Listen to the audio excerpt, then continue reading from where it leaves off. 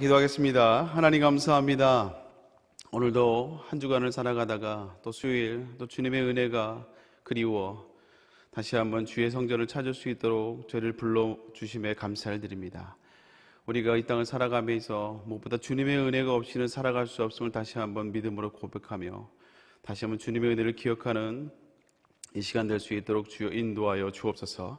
특히 담임 목사님 또 한국교회와 또 여러 가지 사역으로 인해 분주한 가운데 있습니다. 특별히 건강을 붙잡아 주시고 또 오늘도 총신대학교 졸업식에 또 축설하러 가시게 되는데 하나님께서 또 그곳에 있는 많은 또 신학생들에게 또 많은 학생들에게 다시 한번 도전을 줄 수 있는 귀한 아버지 격려의 메시지로 우리 목사님을 귀하게 사용하여 주시옵소서.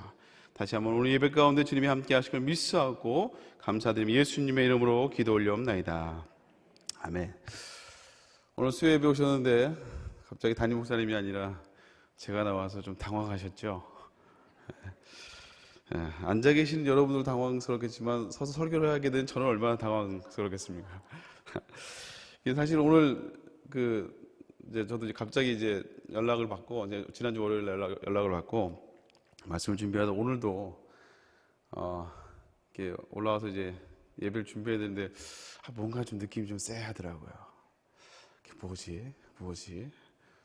딱 보니까 원고가 반이 사라졌어요.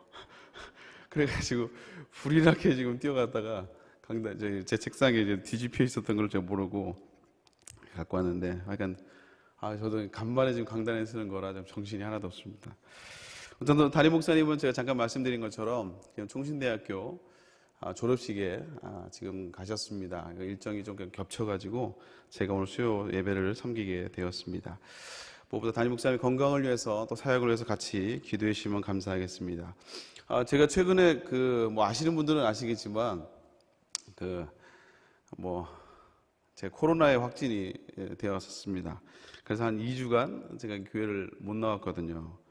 지금 치료로 짧아졌지만 코로나에 걸리면은 저 때는 이제 열흘 동안 자가격리를 했었어야 됐어요. 근데 자가격리가 끝났음에도 불구하고 제가 이제 장기침이 좀 남아있어갖고 저희 교회가 원래 중대본보다도 조금 더 강화돼서 좀 지키잖아요. 그래서 풀려도 한 2, 3일은 더 있다 와라. 오지 마라. 저도 막 가겠다고 하더니 오지 말고 좀 그냥 있어라. 안 오는 게 도와주는 거다. 또 이제 장기침이 좀 계속 남아있어가지고요. 지난 주일까지도 그랬는데 계속 이제 못 오게 하더라고요. 나는 다 낫는데. 다 낫는데. 그래서 어쨌든 이게 거의 다 난 것 같은데 또 이제 말을 하면 또 계속 또 기침이 조금 나오고 이렇게 하다가 지난 주일은 또 빠지면 3주를 제가 예배를 빠지는 거라 그래서 거기다 나서 이제 괜찮겠거니 하고 제가 이제 주일날 이제 나와서 이제 예배 전에 이제 청년들하고 같이 이제 만나면서 이제 기도를 해주는데 3명을 만나서 기도를 했는데 기도할 때마다 자꾸 기침이 나오는 거예요. 그래서 큰일 났다. 사부 때 이게 예배를 인도를 해야 되는데 이거 큰일 났다. 어떡하지?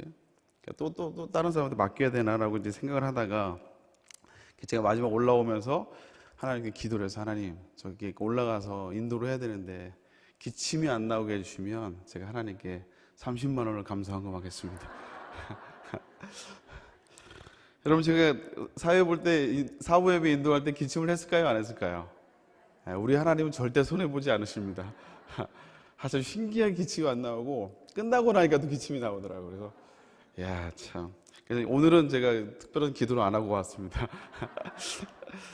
네. 어쨌든 저도 이제 이 코로나 시간 동안 있으면서 어쨌든 이렇게 지나가면서 몇 가지 좀 느낀 게 있는데요. 우선 코로나 걸리고 나니까 굉장히 불편하더라고요. 사실 감기 같이 왔는데 어쨌든 확진됐다고 해서 이제 격리를 해버리니까 엄청 불편했어요. 근데 그럼에도 불구하고 제가 2가지 깨달은 점이 있었습니다. 첫 번째는 감사예요, 감사. 인생에는 우리가 이제 수학에도 사칙 연산 있잖아요.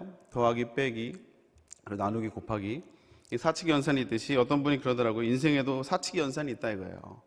그래서 인생에도 무엇을 더하고 무엇을 빼고 무엇을 곱하고 무엇을 나누냐에 따라서 이 마지막 결산이 달라진다는 것이죠. 그 중에서도 특별히 우리가 곱셈을 잘해야 된다고 얘기를 하더라고요. 이제 겁세는 뭐냐? 그래서 아무리 내가 열심히 하고 아무리 내가 막 인생에 많은 걸 이렇게 내가 세워놨더라 하더라도 결국 맨 마지막에 다 잘했는데 맨 마지막에 곱하기를 0을 해버리면 그 내가 쌓아놨던 것들, 그렇게 내가 시간을 들여가며 수고했던 모든 것들이 다 이게 제로가 돼버리는 거죠. 이번에 제가 좀 그랬거든요. 제가 사실은 청년부 이제 업라이즈 위크라는 이제 행사를 이제 3일 동안 이제 말씀 집회를 하고 난 다음에 저녁마다 집회를 하고 난 다음에 잘 끝났어요. 잘 끝났는데 끝나자마자 제가 이제 확진이 딱 된 거예요. 예, 이제 확진자랑 이제 같이 식사를 하는 바람에 그러니까 이제 그 잘했던 그 은혜들이 그 노력들이 마치 곱하기 0을 해버린 듯한 느낌. 예, 차라리 하지 말 걸 그랬나 하는 그런 느낌. 그래서 제가 아주 죄인이 돼버린 그런 느낌이 되어버렸어요. 이게 막 다 잘해놓고 이제 갑자기 이제 곱하기 0이 돼버린 느낌이 든 거죠. 그래서 0이 아니라 때로는 이제 마이너스는 아닌가라는 이제 그런 생각까지도 들었습니다. 근데 이제 제가 이제 기도원에서 격리를 하면서 격리하는 기간 동안 계속 이제 가만히 곰곰이 생각해 보니까 그래도 그 속에서도 감사의 조건들이 이렇게 발견이 되더라고요. 예, 제로 같았는데 0인 줄 알았는데 그럼에도 불구하고 감사의 조건이 발견되는 걸 보게 돼요. 그게 뭐냐, 이제 우선은 첫 번째는 이제 우선 아내가 이제 지금 임신 중인데 이제 확진이 안 된 거, 확진이 안 된 게 참 감사했고, 그리고 이제 제가 델타라 뭐 이렇게 초기에 걸린 게 아니라 이제 오미크론에 걸려서 가볍게 지나가서 옛날에 걸렸으면 얼마나 힘들었을까라는 생각도 해보고요. 그리고 또 하나는 가장 중요한 이슈긴 한데 혹시나 이제 저로 인해서 담임 목사님 사역에 혹시 누가 되진 않을까, 이제 교회에 누가 되지 않을까라는 이런 이제 걱정이 있었는데 그래도 이번에 약간 너무 확진자들이 많아서 그래서 어쨌든 이렇게 잘 끝난 것 같아요. 어쨌든 약간 참 뭐 열심히 했지만 갑자기 이제 마무리가 이제 곱하기 0이 된 것 같아서 좀 찜찜했지만 그럼에도 불구하고 가만히 생각해 보니까 감사의 조건들이 많음을 발견하게 되었습니다. 두 번째는 이제 사모함과 감격이에요. 사모함과 감격. 제가 주일날 이제 올라와서 이제 인도를 하는데 담임 목사님이 딱 오셔서 이제 잠깐 여기 앉으셔서 그 얘기를 하시더라고요. 거기 홍 목사, 그 2주 동안 교회를 못 와봤는데 이제 나와 보니까 느낌이 어떤가라고 물어보시더라고요. 그래서 제가 너무 감격스럽다고. 정말 그랬거든요. 그래서 예배 나온 것도 그렇지만 예배 이제 찬양에 예배를 드리려고 나오는데 청년들 찬양하는 그 모습도 너무 은혜가 되고 또 이제 청년들이 와서 막 예배하는 그 모습도 너무 은혜가 되고 너무 귀한 거예요. 그래서 너무 감격스럽다고, 너무 감사하다고, 너무 소중하다고. 우리가 그러잖아요. 건강도 평소에 모르지만 건강을 잃어보면 건강이 얼마나 소중한지를 압니다. 가족도 그렇게 대면대면하고 막 진짜 막 힘든 가족도 맞아도 하나도 안 맞아. 그런 가족도요. 그 가족을 잃어보면 그 가족이 얼마나 소중했는지를 그제서야 깨닫는 거예요. 그제서야.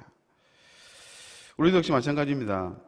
저도 역시 이제 예배도 강제적으로 못 나오고 또 다 낫다고 했는데도 그래도 더 있어라 그러고 그래서 예배를 이제 못 나오다 보니까요.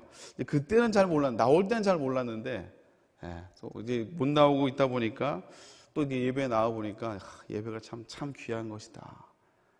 내가 그냥 예배를 드려서는 안 되고 이 감격과 사모함을 가지고 기쁨을 가지고 예배를 해야겠다라는 그런 마음이 들었습니다.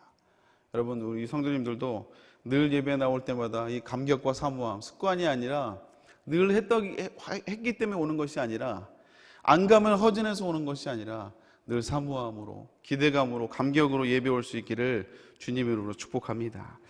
오늘 그 사모함으로 성경의 물 가운데 누구보다 주님을 사모했던 그 사도 요한의 모습을 통해서 그 은혜를 함께 좀 나누어 보려고 해요. 우리가 잘 알듯이 이 사도 요한은 요한복음뿐만 아니라 요한 1, 2, 3서 그리고 요한계시록의 저자이기도 합니다. 그리고 요한일서에 보면 우리가 잘 아는 그 말씀 있죠. 하나님은 사랑이시라. 이 말씀도 이제 이 요한이 했던 말이거든요. 그리고 특별히 이제 오늘 우리가 읽었던 이제 요한복음 21장은 사복음서 중에서도 유일하게 요한복음에만 기록이 되어 있는 장이에요. 다른 데는 기록되어 있지 않습니다. 그러니까 다시 말하자면 이 마지막 장은 사도 요한의 이 독특한 관점으로 기록된 장이 바로 이 요한복음 21장입니다. 우리가 일반적으로 자기가 좋아서 하는 것과 해야 되니까 어쩔 수 없이 의무적으로 하는 것은 분명히 이게 좀 다른 것 같아요. 차이가 있습니다. 그래서 내가 정말 좋아서 기쁨으로 하면 훨씬 더 잘 되고 그리고 더 자발적으로 하게 되는 걸 보게 되죠. 저희 아들 이 둘째가 어느 날 이제 예배를 끝나고 집에 가다가 우리 아들이 대뜸 이렇게 물어보더라고요. 뭐 어디서 봤는지. 저희 선배니가 아빠 군대에서 삽질 해봤어? 그래서 이렇게 물어봐서 해봤지? 해봤지. 재밌어? 그래서 아니 재미 하나도 없어. 왜 삽질이 왜 재밌어? 재미 하나도 없어. 그러니까 근데 우리 아들이 뭐라냐면 아니 나는 삽질이 재밌던데. 그래서 어디서 뭘 해봤는지 아니면 뭐 유튜브에서 본 건지 잘 모르겠는데 자기는 재밌다는 거예요. 그래서 제가 그 얘기를 들으면서 제가 뭐라 했냐면 교훈을 주고 싶어가지고 그래서 선민아 같은 일도 내가 좋아서 하면 재밌고 누가 시켜서 어쩔 수 없이 하면 재미가 하나도 없는 거야. 그러면서 이제 이걸 공부로 이제 연관을 시키는 거죠. 그러면서 공부도 똑같아. 공부도 내가 하고 싶어서 하면 재밌어. 근데 누가 시켜서 하면 재미가 없는 거야. 이렇게 교훈을 줬더니 우리 아들이 하는 말이 그래서 공부가 재미가 없구나. 그래서 그냥 뒤통수를 때려주려다가 내가 좋아서 하면요 훨씬 다르죠. 그렇죠? 내가 좋아서 내가 기뻐서 그래서 사랑해야 보여지는 것들이 있다고 합니다. 사랑해야지만이 보여지는 것이 있다라는 거예요. 그래서 사랑해도요 그냥 사랑이 아니라 자기 주도적인 사랑들이 있어요. 누가 시켜서 하는 게 아니라 정말 자발적으로 자기가 원해서 자기가 기뻐서 자기가 희생함에도 불구하고 기쁨으로 하는 사랑들이 있다라는 것이죠. 우리가 알고 있듯이 많은 제자들이 예수님을 사랑했지만요 특별히 오늘 이 사도 요한은 굳이 말하지 않아도 시키지 않아도 뭐 이렇게 하라고 하지 않아도요 스스로 알아서 움직이는 그런 자기주도적인 사랑을 우리가 살펴볼 수 있다는 거예요. 그래서 오늘 그 세 가지의 이 요한이 어떻게 주도적으로 주님을 사랑했는지 그 세 가지 단서가 오늘 요한복음 21장에 세 가지가 나오는데 그걸 잠깐 살펴보려고 합니다. 첫 번째 단서는요 7절입니다. 우리 7절 말씀 같이 한번 읽어볼까요? 읽습니다. 시작.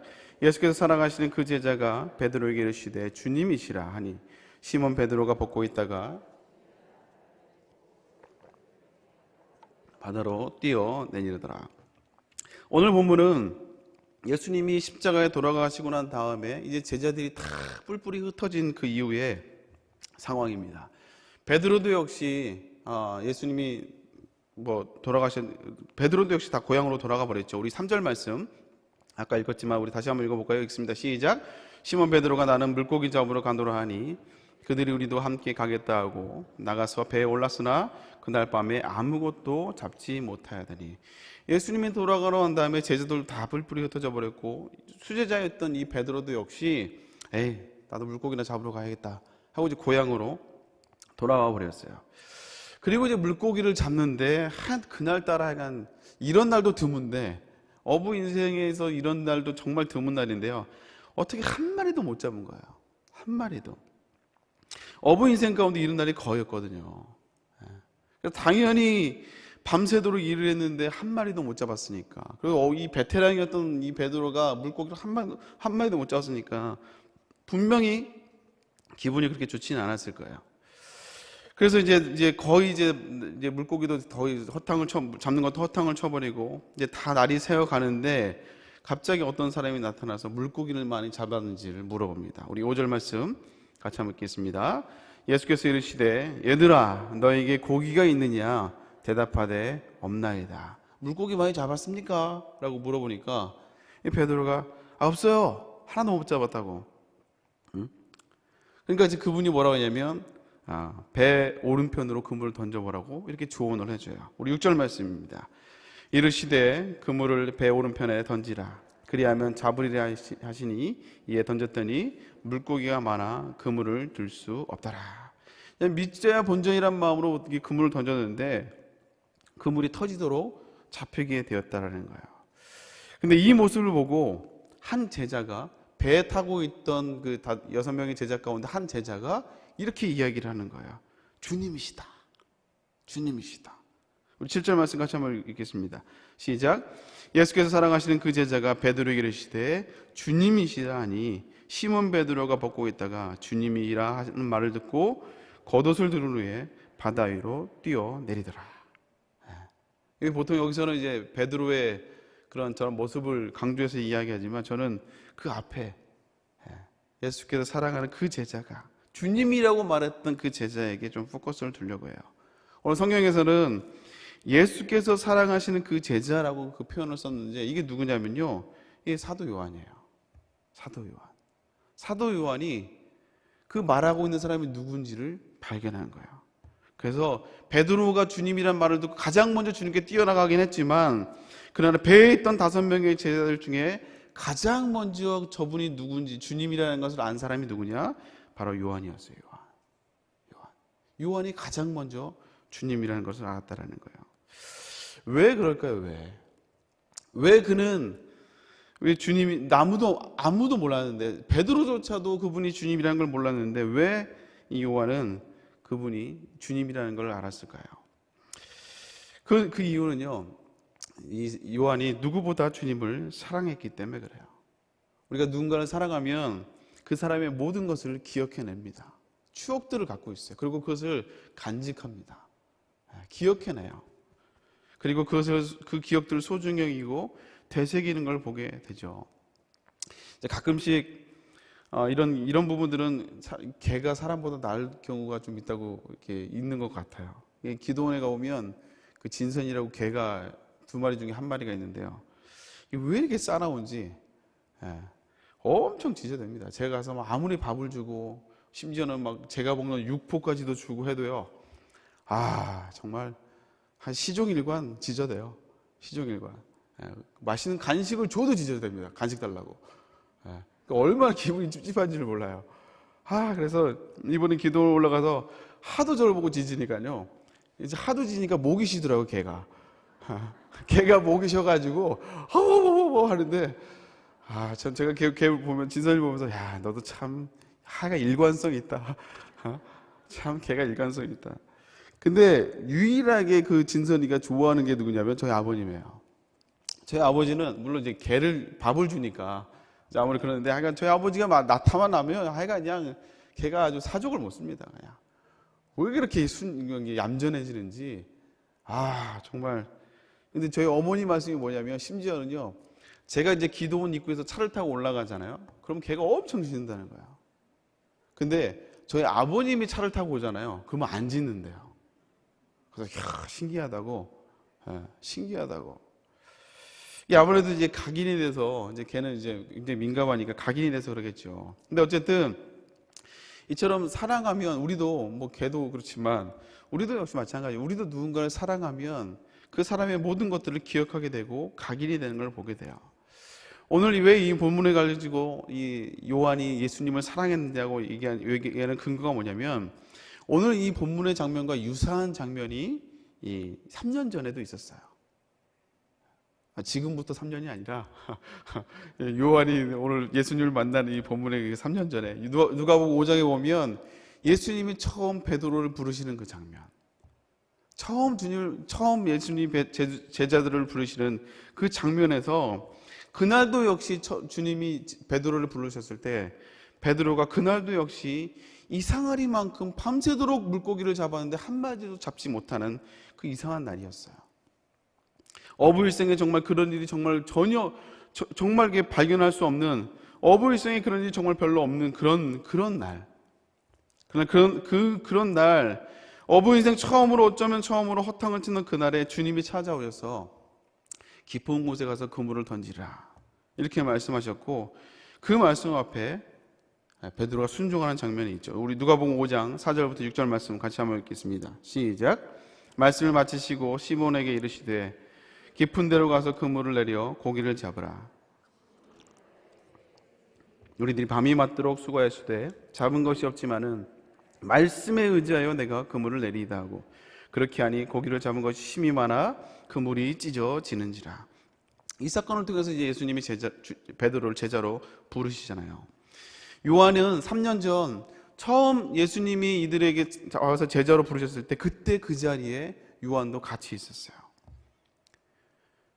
밤새도록 물고기 잡고 허탕을 치고 있는 그 상황 가운데 깊은 곳에 가서 그물을 던지라 그 말에 베드로가 밤이 맞도록 내가 수고해서 한 마도 못 잡았지만 내가 말씀에 순종해서 그물을 내리겠습니다라고 그물을 내렸을 때 그물이 찢어지도록 물고기를 잡았던 그 기억, 그 기적을 요한도 옆에서 지켜보고 있었거든요. 그리고 그 기적을 요한은 기억하고 있었다는 거예요. 그 기억을 고스란히 가슴속에 갖고 있었다는 거예요. 그리고 주님이 말씀하셨던 그 말씀들을 순간순간에 공생애 가운데 주님께서 하셨던 말씀들을 그 말씀 가운데 깊이 기억하고 있었고, 부활하신 주님이 제자들에게 갈릴리에 가서 기다리라라고 말씀하셨던 그 말씀을 깊게 기억하고 있었다는 거예요. 그래서 오늘 요한은 아무도 발견하지 못한 그 예수님이라는 그 사실을 가장 먼저 요한이 발견하게 되었다는 겁니다. 아, 주님이시다. 3년 전 그 사건과 동일하며 먼저 갈릴리에서 기다리라고 말씀하셨던 그 주님의 말씀을 기억하며 아, 주님이시다. 아무도 발견하지 못한 상황 가운데 요한이 가장 먼저 주님이라고 발견하게 되었다는 거예요. 우리도 역시 마찬가지입니다. 사랑하면 기억하게 되어 있어요. 여러분, 우리가 주님의 사랑을 받아도요, 그 사랑을 잘 기억하는 사람이 있고 그 사랑을 일회성으로 소비해내는 사람들이 있어요. 한 번의 기쁨으로 주님의 은혜를 경험하고 나서 그 은혜와 기쁨들을 한 번의 기쁨으로 그냥 재활용처럼 그냥 소모품처럼 끝내버린 사람들이 있다라는 거예요. 그래서 너무나 기쁠 때는 좋은데, 은혜 받고 나서 너무나 좋은데, 주님 만나고서 너무 좋은데, 그래서 감사도 하고요, 헌신도 하고요. 근데 얼마 되지 않아서 언제 그랬냐는 듯이 우리가 불평하기도 하고 원망하기도 하고 우리가 주님께 받은 은혜들을 새까맣게 잃어버릴 때가 있다라는 거예요. 근데 이거는 이제 보통 웬만한 사람들이 다 그런 것 같아요. 저도 그런 것 같고. 그런데 그럼에도 불구하고요, 어떤 사람은 주님의 사랑을, 그 사랑을 귀하게 간직하는 사람들이 있더라는 거죠.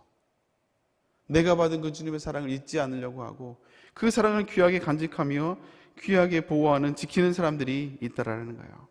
그 사람들의 특징은 뭐냐면요, 그 은혜를 귀하게 간직하는 사람들은 늘 고백을 하는 거예요. 늘 감사를 하고, 그리고 내가 받은 은혜를 늘 자랑하려고 하고, 늘 계속 이걸 잊지 않으려고 계속 몸부림을 치는 거죠. 왜? 자꾸 내가 그 받은 은혜들을 잃어버리기 때문에 그래요. 그래서 은혜를 잘 간직하는 사람들의 특징이 뭐냐면 자꾸 고백하는 거예요. 작은 것도 아유 뭐 그거 가지고, 어떤 분들은 여기 뭐 이걸 간증을 하면 아 뭐 이런 거 갖고 간증을 하냐고, 아 뭐 이런 거 갖고 간증을 하냐고. 여러분, 그게 아니에요. 여러분, 그 주신 은혜를 어떻게든 많은 사람, 나를 드러내는 게 아니라 나에게 역사하셨던 하나님을 간증하고 고백하는 겁니다. 아멘입니까? 우리가 하나님의 은혜를 기억할 수 있는 방법은 뭐냐면요, 다른 게 아니에요. 계속 고백하고 계속 기억하고 계속 이것을 내가 자랑하는 거. 여러분, 이것이 하나님의 은혜를, 내가 받은 은혜와 사랑들을 잘 간직하고 기억하는 방법인 줄로 믿습니다. 그리고 우리가 경험하는 것을 통해서 계속해서 빗대어서 계속 하나님의 은혜를 고백하는 거예요. 제가 고3 때입니다. 한참 전이죠. 제가 고3 때 이제 대입 입시를 보려고, 제가 이제 그때 강원도 원주에 살고 있었거든요. 이제 그때부터 이제 계속 이제 세대교로 가락동으로 3년간 계속 다니고 있을 텐데, 근데 이제 대입시를 보러 서울로 올라왔는데 갈 곳이 없으니까 사택에서, 그때 가락동 때 사택에서 제가 며칠을 머문 적이 있었어요. 근데 이제 사택에서 머물고 이제 할 일이 없잖아요. 시험 보고 나서 할 일이 없는데, 그런데 이제 그때 마침 장군의 아들 3를 TV에서 영화를 이렇게 이제 보여줬어요. 장군의 아들 3. 이게 뭐 여러분 뭐 아시는 분들은 아시겠지만 그 내용이 이렇습니다. 일제시대에 그 김두한하고, 고아로 자랐던 김두한이 이제 뭐 계속 싸움도 잘했거든요. 근데 같이 이제 고아로 자랐던 친구 중에 하나가 싸움을 잘하는 친구가 있었는데, 이 친구는 이제 먹고 사는 것 때문에 이제 일본 야쿠자인 하야시의 밑으로 들어서 보디가드를 해요. 그래서 친구였던 김두한은 이제 조선의 건달로 종로에서 살아가는 거고, 이 친구는 이제 야쿠자 밑에서 보디가드로 살아가는 거죠. 늘 이제 부딪히잖아요. 종로의 건달인 김두한과 야쿠자가 늘 부딪히다 보니까 결국 이제 맨 마지막에는 이제 김두한과 이제 야쿠자가 이제 일대 격돌을 하는 그런 장면이 있습니다. 근데 그 격돌 앞에서 이 김두한의 친구가 자기 보스였던 하야시에게 찾아가요. 그리고 이렇게 얘기를 합니다. 자기가 조선인의 피가 흐르고 있기 때문에 더 이상 이게 조선인을 대항해서 싸울 수가 없다고. 그래서 하야시가 다 야쿠자였던 하야시가요, 이해한다고, 가라고. 뭐 있어요? 야쿠자지만 뭐 있어요? 의리가 있어요. 한국 사람을 알기 때문에 언젠간 갈 줄 알았다고 하면서 가라고 합니다. 딱 보내줘요. 그리고 이제 막 싸우고 이제 하는 장면이에요. 그때는 이제 뭐 지금 뭐 재미없지만 그때는 정말 재밌었거든요. 그래서 재밌게 딱 보고 나서 이제 그때 이제 정권사님이랑 같이 그 영화를 봤어요. 권사님 옆에서 막 보고 이제 심심하니까 같이 보자 그래서 네, 알겠습니다 하고 이제 옆에서 이제 보고 있는데 다 보고는 재밌게 보고 이제 이제 잘 봤습니다 하고 재밌었어요 하면서 이제 딱 나오는데 권사님이 저를 딱 붙들더니 그때부터 저에게 설교를 하시는데 뭐라고 하시냐면 저 사람처럼 우리가 주님을 섬길 때 저렇게 신의가 있어야 된다 이거예요. 절대 배신하면 안 되고 이렇게 야쿠자로 갔지만 다시 돌아오잖아요. 다시 한국으로 돌아와서 이제 조선을 위해 싸우듯이 우리들도 역시 저 사람처럼 신앙에 신의가 있어야 된다. 주님을 버리면 안 된다. 믿음을 하나님을 향한 충성이 변하면 안 된다. 이렇게 막 저에게 막 얘기를 하시는 거예요. 지금은 제가 할렐루야 아멘 하겠지만 그때는 제가 고3 때였거든요. 그래서 저는 영화는 영화로 보고 싶은데 영화는 영화일 뿐인데 그걸 가지고 이렇게 설교를 하시고 이렇게 하시는 거 보면서 제가 속으로 네 권사님 얘기했지만 속으로 이건 좀 아니다. 이건 좀 오바다. 근데 시간이 지나서 지금 보니까요, 그게 뭐냐면 은혜를 간직하는 방법 중에 하나더라고요. 우리가 어떻게 하나님의 은혜와 사랑들을 매일 기억하고 있겠습니까? 그러나 그 사랑과 은혜를 기억할 수 있는 유일한 방법이 뭐냐? 우리의 삶을 통해서 내가 좋은 것을 경험하고 우리의 삶을 통해서 기쁜 것들을 기억하며 그거를 자꾸 주님의 은혜로 빗대가며 주님의 은혜를 기억하는 것, 이것이 우리가 주님의 은혜를 기억하는 방법 중에 하나라는 거예요. 이번 주일에도 목사님 그 말씀 가운데 그런 말씀하셨잖아요. 조용필 콘서트에 가서 비가 억수로 쏟아지는 과정 가운데도 수많은 그 관중들이 한 명도 가지 않고 그곳에서 환호를 지르며 그곳에서 노래하는 그 모습을 보면서 이야, 정말 폭우 속에서도 저렇게 청중들 하여금 소리 지르게끔 하는 그 영적 내공이 나에게 있는가? 나의 메시지는 저런 능력이 있는가? 한국 강단을 향한 저런 이 간절함과 이런 절망, 이런 간절함들이 나에게 있는가? 여러분, 그냥 콘서트 가서 경험한 것이지만 그걸 통해서 사역으로 접목을 하고 그걸 통해서 설교에 접목하는 걸 볼 수가 있다는 거예요. 여러분, 우리도 역시 마찬가지입니다. 우리가 다 주님을 사랑하죠. 그러나 그 주님의 사랑을 더 기억할 수 있고 우리가 더 주님의 사랑을 우리가 간직할 수 있는 유일한 방법은 뭐냐? 세상의 좋은 것들, 이런 것들을 계속 주님과 하나님의 은혜와 연결시키는 거예요. 좋은 것을 볼 때도 주님의 은혜를 기억하게 되고 내가 기쁨을 경험할 때도 주님의 사랑과 다시 한번 연결해보고, 여러분, 우리는 점점점 있는 존재, 우리는 잊을 수밖에 없는 존재거든요. 자꾸 잊어버리잖아요. 절대 한결같지 않습니다. 나는 절대 안 변해. 여러분, 그런 사람이 가장 빨리 변합니다. 절대 안 변할 것 같지만 여러분 금방 변해버려요. 우리 청년들도 보면 이성교제가 참 많이 할 때잖아요. 이성교제. 그러면 둘이 교제하는 거 보면 제가 항상 이제 일부러 저는 좀 밝히라고 합니다. 숨기지 말고 좀 밝혀라. 그래서 와서 사역자에게 반드시 알려라.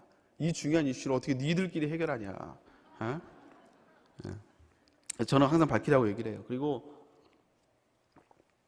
오면 잘 사귀라는 말을 하지 말고 항상 제가 약간 끝에를 흐립니다. 항상 헤어짐을 준비하라.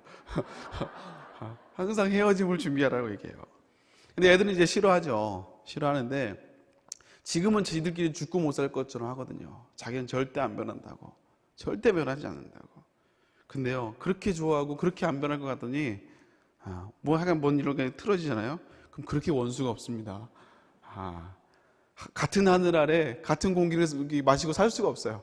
같은 교회를 다닐 수가 없어. 절대 못 보는 거예요.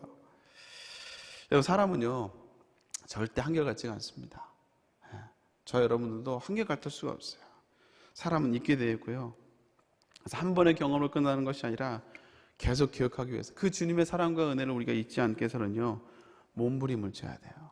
몸부림을. 제가 정말 안타까운 것 중에 하나가 뭐냐면 그렇게 은혜를 많이 받았고 그렇게 하나님의 사랑을 많이 경험한 사람인데도 불구하고 강팍해져 있는 분들을 보면 너무 안타까울 때가 많아요. 저분도 분명히 하나님의 은혜를 경험한 사람이었는데, 저분도 분명히 하나님의 그 은혜에 감격하고 눈물을 흘리며 자신의 삶을 하나님께 드리겠노라고 그렇게 고백하고 헌신했던 사람인데 왜 저렇게 강팍해져 있는지, 왜 저렇게 이게 굳어져 있는지. 여러분, 그거는 주님의 사랑, 주님의 큰 사랑을 못 받아서가 아니라요, 우리가 기억하지 않아서 그래요. 기억하지 않아서. 오늘 사도 요한은요, 주님께 엄청나게 큰 은혜를 받은 사람은 아니었어요.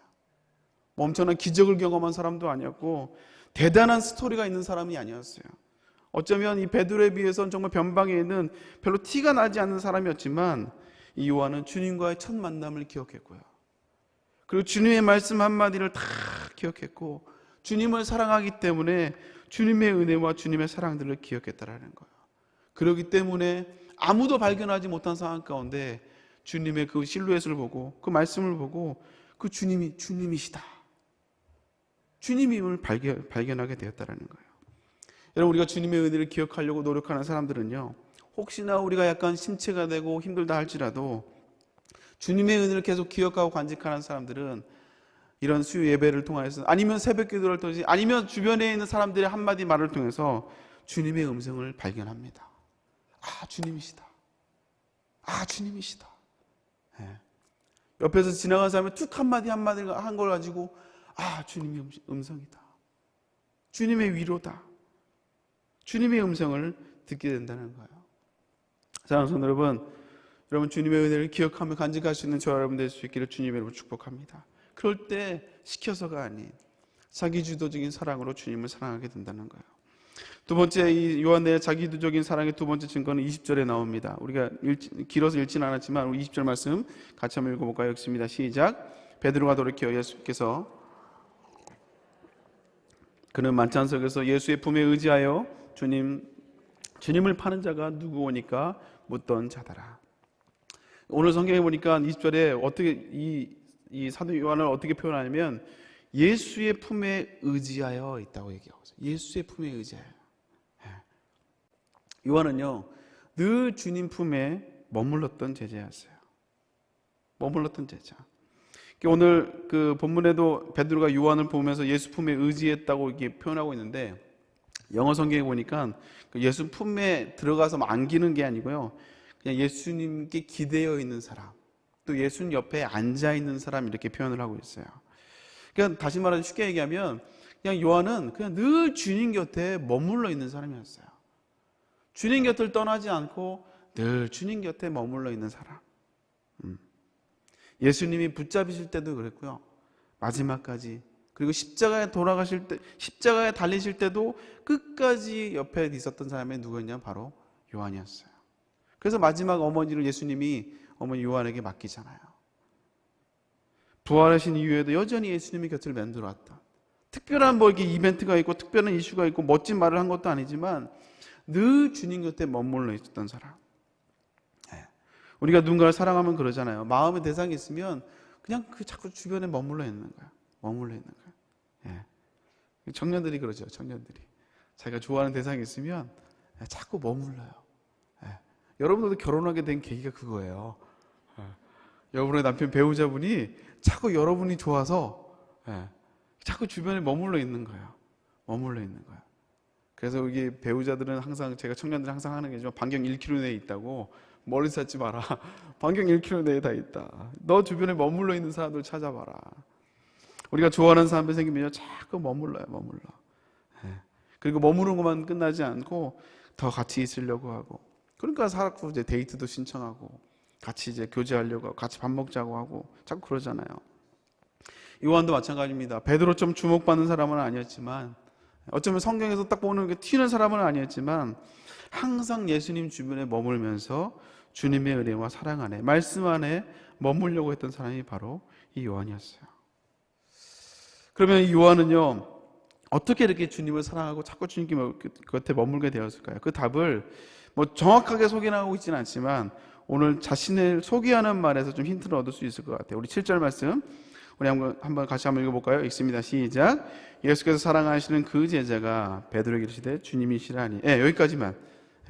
여기까지. 실제로 보면 예수께서 사랑하시는 그 제자.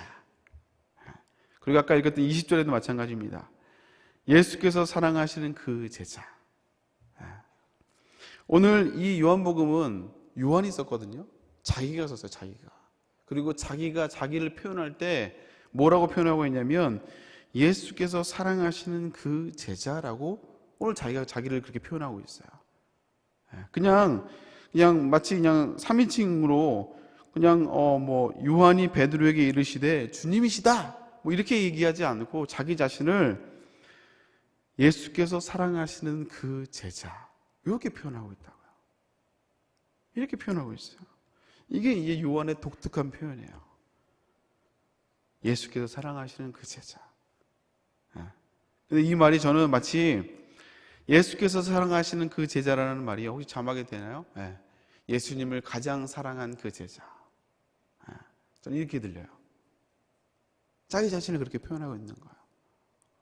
예수님을 가장 사랑했던 그 제자. 여러분 이게 사도 요한의 모습이고 그리고 신앙의 모습이고 신앙의 정체성이었어요. 어떤 기적을 많이 행한 게 아니고요. 요한은 예수님을 가장 사랑한 제자, 가장 사랑하려고 했던 제자. 여러분 예수님을 요한만 사랑했습니까? 아니죠. 수많은 제자들이 다 예수님을 사랑했죠. 우리들도 예수님의 제자들이 얼마나 예수님을 사랑했는지를 알아요. 그러나 그 사랑을, 주님의 말씀과 그 사랑들을 가장 요한만큼 가장 많이 깨달은 사람이 없었던 것 같아요.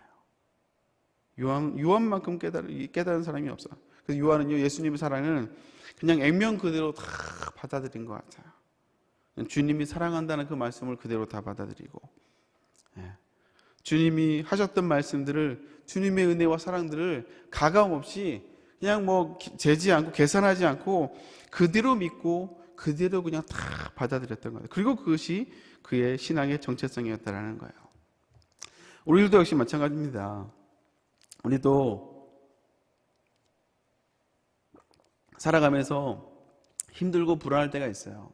하나님을 믿으면서도 불구하고 힘들고 불안할 때가 있죠. 때로는 근심이 앞설 때가 있습니다. 그래서 때로는 삶에 지칠 때가 있어요. 그렇다면 여러분 오늘 이 요한의 모습처럼 특별한 건 아니지만 요한의 모습처럼 그냥 주님의 말씀을, 성경에 쓰이는 그 하나님의 말씀을 그대로 받아들여 보는 거예요. 그대로 받아들여 보는 거예요. 그냥 그 사랑의 크기를 계산하지 말고 다른 사람과 비교도 하지 말고 그냥 예수님의 십자가의 사랑을 그대로 받아들이는 거예요. 계산하지 말고. 그럴 때 그냥 말씀 곁에 머물러 있고, 그리고 그 말씀을 붙들고 그냥 기도하고 그 말씀대로 거하고. 여러분 이것이 우리의 신앙의 정체성 아니겠습니까? 여러분 우리가 그 신앙의 담대함을 잃을 때가 언제입니까? 어떤 문제가 있을 때 두려워하고 우리가 때로는 힘들 때가 있지만 우리가 그 상황 가운데 우리가 담대함을 회복하는 그 계기가 무엇인가요? 문제가 해결돼서 우리가 담대함을 얻습니까? 아니에요.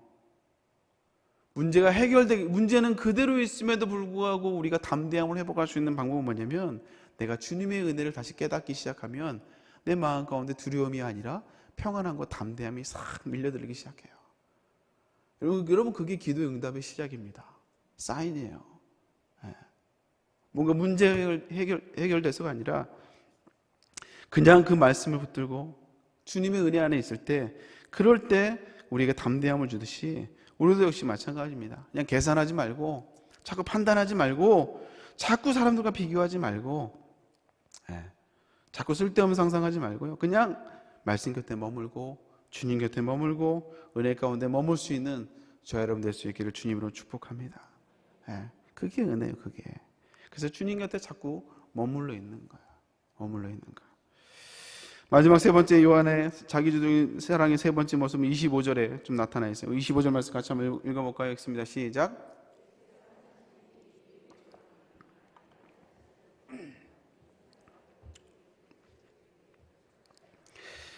참 예수님이 이 땅에 사역하신 게 사실 3년밖에 되지 않거든요.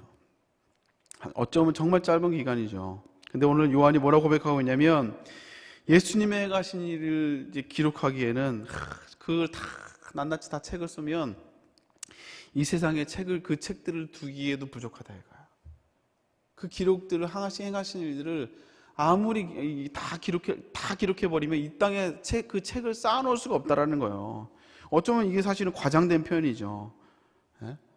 겨우 3년간 사역했는데 그게 얼마나 정말 뭐 스토리들이 많겠습니까? 근데 오늘 이 표현이, 요한의 표현이 어쩌면 되게 과장된 표현이지만요, 이 과장된 표현이 절대 어색하지 않아요. 절대 어색하지 않습니다. 그래서 사랑에 빠진 사람은 할 말이 많은 거예요. 그 대상에 대해서 끝없이 나오죠. 사소한 거 하나, 말 한마디 하나, 행동 하나. 그래서 부모님들이 사랑하는 자녀들의 사소한 것들을 다 기억하잖아요. 행동 하나, 그리고 뭐 성격 하나, 뭐 어떤 음식을 좋아하고, 뭘 싫어하고, 어떤 말을 좋아하고, 어떤 반찬을 싫어하고, 또 무슨 색을 좋아하고, 어떤 행동을 하는지 부모님들은 제 자녀들에 대해서 대충 알잖아요. 그게 왜냐하면 사랑하기 때문에 이 사소한 걸 기억하고 있는 거예요. 기억하는 거예요. 우리가 예수님을 사랑하면요, 우리가 할 말이 많습니다. 하고 싶은 말들이 많아요. 해주고 싶은 말들이 많은 거예요. 그래서 은혜 받고 난 다음에 우리가 이게 이런 순모임을 하잖아요. 그러면 사실 공과도 필요 없습니다. 우리 김건주 목사님 열심히 공과 만들어주지만 은혜 받으신 분들은요, 사실 공과 필요 없어요. 그냥 내가 받은 은혜만 나눠도 시간이 모자라. 저 앞에 말하고 있는 사람이 빨리 입을 좀 다물어 줬으면 좋겠어. 내가 얘기를 하고 싶은데 자꾸 자기가 은혜 받았다고 얘기를 하니까 근데 시간은 자꾸 가고, 그러니까 오래 있지 못하는 거죠. 그러니까 이제 빨리 나도 얘기하고 싶은데, 은혜 받으면 그래. 은혜 받으면 우리도 역시 마찬가지입니다. 내가 은혜 받으면요, 하고 싶은 말이 많아요. 예수님에 대해서 이야기하고 싶은 게 많아요. 막 간증하고 싶고, 진짜 막 별것 아닌데 다 은혜고, 다 감사하고, 다 기쁨이고. 그래서 막 이걸 이야기할 기회만 호시탐탐 노리는 거야. 내가 얘기해야 돼. 여러분, 좀 우리가 이런 삶을 좀 살았으면 좋겠어요. 주님에 대해서, 교회에 대해서 말을 하는데 할 말이 없어.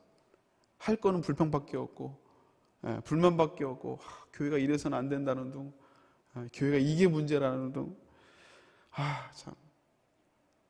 근데 은혜 받으면요, 이게 다 없어져요. 다 없어져. 그냥 다 은혜인 거예요. 다 좋은 거예요. 다 좋은 거예요. 제가 우리 집사님들 가운데 신년 기도 제목 가운데 영상 간증을 하게 해주세요라는 신년 기도 제목 쓰신 분들이 있다는 얘기를 들었어요. 제가 그 얘기를 듣고 참 귀하다. 참 귀하다. 내 삶을 통해서 증거할 게 많은 거죠. 내 삶을 통해서 하나님의 살아계심을 증거하고 고백할 것이 많은, 예수님에 대해서 할 말이 많은 인생. 따지는 게 아니라 감사할 것이 많고 은혜의 말이 많고 해주고 싶은 말들이 많은, 오늘 요한의 고백이 그런 내용 아닙니까? 25절에 예수께서 행하신 일이 만일 낱낱이 기록된다면 이 세상이라도 이 기록된 책을 두기에 부족할 줄 아노라. 부족할 줄 아노라. 내가 받은 은혜가 너무 크고 좋아서 이걸 고백한다면 시간이 부족하다라는 거예요. 너무 많아서 고백할 수가 없다라는 거죠. 사랑하는 성도 여러분, 말씀을 좀 마무리하려고 하는데요, 저와 여러분 인생 가운데 하나님이 내 삶에 어떻게 역사하셨는지를 고백하는 삶을 살기를 소망합니다. 그냥 옛날에 내가 처음 주님을 만났을 때 그때 그 사건 말고요, 그때로 머물면 안 돼요. 30년 전에 20년 전에 내가 처음 주님 만나서 주님 살아계시구나 영접했을 때 그때 그 기억만 갖고 살아가면 안 되고요, 금년에도 그 고백들이 있어야 돼요. 우리 삶 가운데 계속 주님을 만나야 돼요. 계속 새로운 주님을, 옛날에 20년 전 30년에 만났던 주님이 아니라 새로운 주님을, 내가 몰랐던 주님을 계속 만나야 된다는 것이죠. 그래서 저와 여러분들의 이 간증이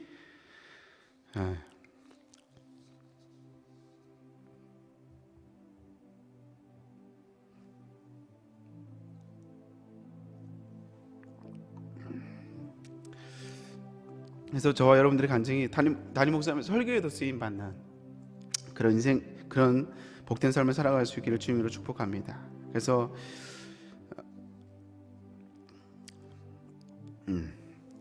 그 내 삶을 돌이켜보면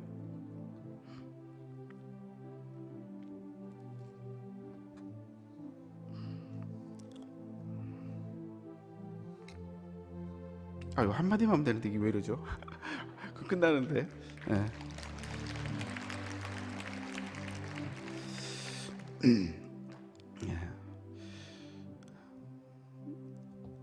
내 삶을 돌이켜보면 하나님의 은혜를 빼면 설명이 안 되는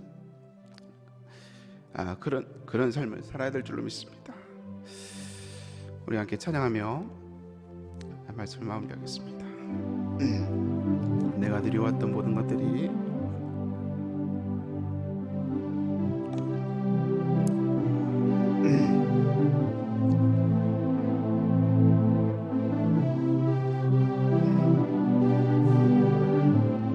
내가 걸어왔던 모든 순간이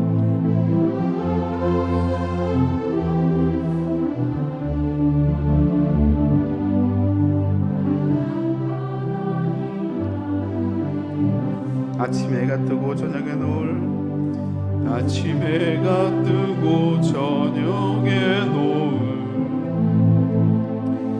봄의 꽃향기와 가을의 열 변하는 계절의 모든 순간이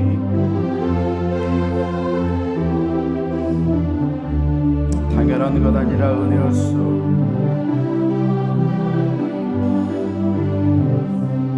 모든 것이 은혜.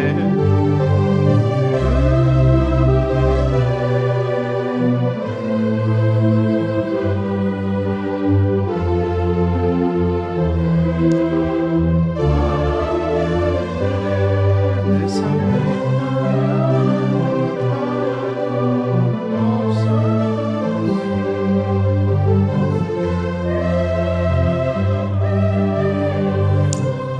우리 함께 말씀을 기억하면서 좀 기도했으면 좋겠습니다. 요한은 어쩌면 성경에 특별한 스토리들이 많지 않아요. 그러나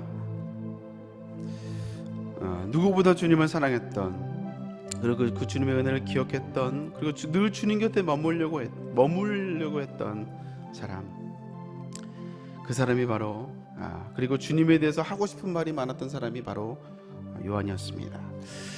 오늘 우리가 이 코로나 시대를 지나가면서 우리 다시 한번 오늘 이 모습을 다시 한번 기억했으면 좋겠어요. 기적이 일어나지 않아서 우리 삶이 힘든 게 아니고요, 기도응답이 안 돼서 우리 삶이 힘든 게 아니고, 어쩌면 우리가 이 은혜를 잃어버렸기 때문이고 주님 안에 머물기를 우리가 포기했기 때문은 아닌지 다시 한번 기억하길 원합니다. 오늘 말씀을 기억하면서 다시 한번 주의 은혜를 기억하며 같이 기도하도록 하겠습니다. 같이 기도하겠습니다.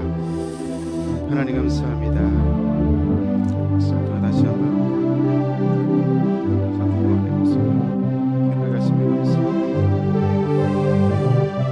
주여 아버지 주시고 감사합니다. 들어주시고 하나님 아버지의 모습처럼 요한의 모습처럼 하나님을 늘 기억하며 나갈 수 있도록 주여 인도하여 주옵소서. 주님에 대해서 아버지 말하고 싶은 것이 많은 우리에게 삶이 되기를 원합니다. 주님 아버지 공격을 잃어버리지 않게 해주시고 그대로 지킬 수 있도록 해주시옵소서.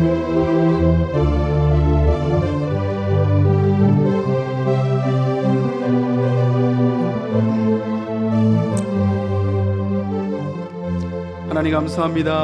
오늘 이 사도 요한의 주님을 사랑했던 그 자기 주도적인 시켜서가 아닌 누구보다 사랑했던 그 요한의 모습을 우리가 다시 한번 도전받기를 원합니다. 주의 사랑을 우리가 기억하게 하여 주시고 고백하는 우리가 될 수 있도록 주여 인도하여 주옵소서. 주의 은혜 안에 머무는 우리가 되게 하여 주시고 말씀 안에 머물며 사명 안에 머물며 예배의 자리에 머무는 우리가 되게 하여 주옵시고, 정말 우리의 삶이, 우리의 인생이 주님의 이야기가, 주님에 대해서 할 얘기가 많은 그런 복된 인생이 될 수 있도록 주여 인도하여 주옵소서. 감사합니다. 붙들어 주시고 아버지, 오늘 아버지 다시 한번 특별히 새 가족들도 안에서 기억하여 주시고 하나님 은혜로 함께 해 주시며 동일한 은혜로 감사와 감격이 넘치는 복된 삶을 살아갈 수 있도록 주여 인도하여 주옵소서. 감사드리며 예수님의 이름으로 기도합니다. 잠깐 광고하겠습니다. 우선 코로나 방역 협조 안내입니다. 지금 확진자가 어제까지 7만 5천 명인가요? 이렇게 했다고 하는데요. 우선 무엇보다 마스크 착용 잘 해주시고 안전한 예배를 위해서 혹시 기저질환이 있거나 또 감기 증상이 있으면 집에서 온라인으로 예배에 같이 참여해 주시면 감사하겠습니다. 그리고 소천 광고입니다. 5-2교구 장은순 성도 모친 장례식장 을지대병원 장례식장이고요. 위로 예배가 2월 16일 오후 2시에 오늘이죠? 그렇죠? 네. 오늘 2시에 출발한다고 합니다. 그리고 23교구 김지영 집사님 남편 최봉 성도님 장례가 경남 양산 장례식장에 있습니다. 위로해 주시고 격려해 주시면 감사하겠습니다. 잠깐 새 가족 제가 인사하고요. 이게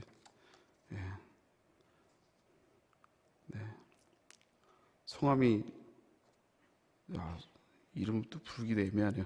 소강석 성도님이 이렇게 오셨습니다. 서울 사시는데 네이버 검색을 자기 이름 검색하다가 유명한 목사님 계신 걸 알고 오셨다고. 죽전으로 이사할 계획도 있다고 합니다.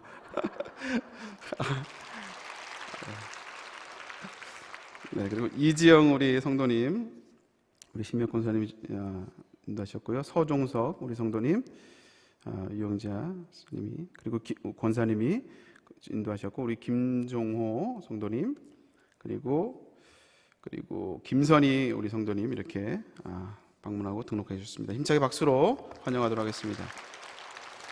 네, 감사합니다. 계속해서 담임 목사님 일정 위해서 기도해 주시고요. 많은 목회 일정으로 많이 피곤하고 지친 가운데 있습니다. 그럼에도 불구하고 끝까지 사명 감당하실 때 특히 성도님들 기도가 많이 필요합니다. 항상 목사님 위해서 중보 기도해 주시면 감사하겠습니다.